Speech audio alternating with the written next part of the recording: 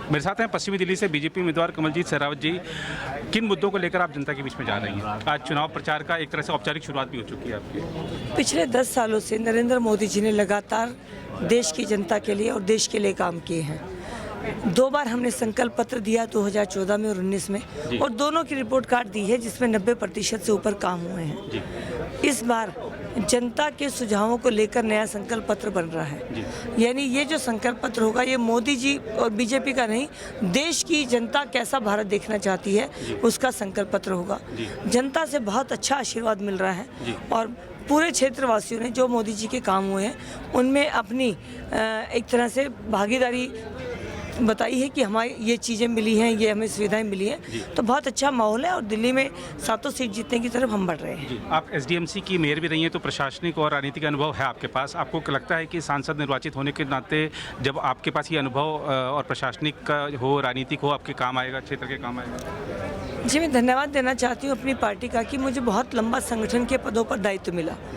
मंत्री, उपाध्यक्ष, महिला मोर्चा, महामंत्री, कोई ऐसा पद नहीं जो ना रहा हो। फिर मेयर, लीडर ऑफ हाउस और स्टैंडिंग मेंबर, ये सब भी रहा। तो ये एक अच्छा कॉम्बिनेशन है जब आप पार्टी की विचारधारा को लेकर जनता की सेवा कर सकते हैं। तो मुझे लगता है कि मैं अपनी तरफ से कोई कमी नहीं छोड़ूंगी। जी, एक चीज़ और कि यहाँ पर जो आपकी चुनौती है वो गठबंधन है।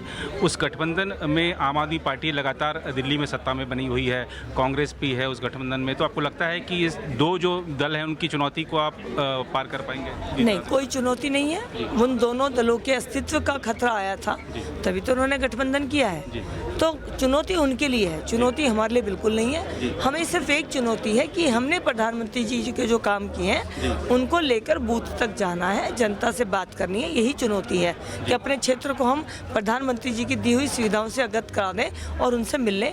वरना विपक्ष, भारतीय जनता पार्टी दिल्ली प्रदेश में जो काम मोदी जी के हुए उनके सामने कोई भी और चुनौती नहीं है। जी, प्रधानमंत्री जी ने नेशनल काउंसिल की मीटिंग में सभी कार्यकर्ताओं को एक लक्ष्य दिया था कि हर बूथ से पिछली बार से 370 वोट ज़्यादा आने चाहिए। वो लक्ष्य हासिल हो पाएगा?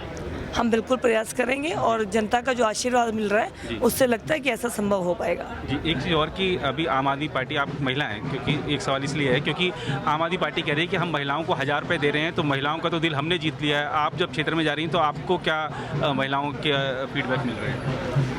बुजुर्गों के पेंशन के फॉर्म 2016 से नहीं भरे, राशन कार्ड पिछले 7 साल से नहीं बन रहे, नाम भी ऐड नहीं हो रहे हैं, मार्शल बसों में रखे गए उनको निकाल दिया गया।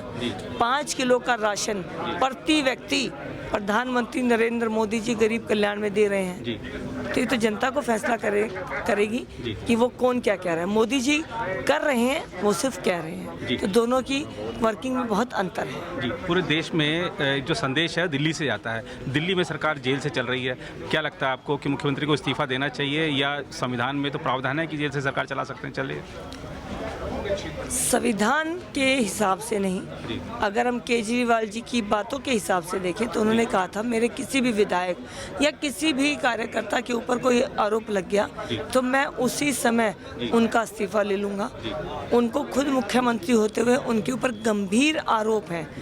जो उनके साथ व्यक्ति पॉलिसी बनाने में था वो खुद सरकारी गवाह है। तो नैतिकता के आधार पर मुख्यमंत्री को इस्तीफा देना चाहिए।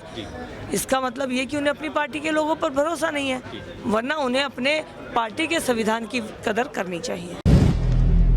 अगर आप भी लेना चाहते हैं देश दुनिया की तमाम जानकारी तो आज ही सब्सक्राइब करें हमारे चैनल को। साथ ही नीचे दिए बेल आइकन को जरूर दबाएं ताकि हर अपडेट आप तक पहुंच सके।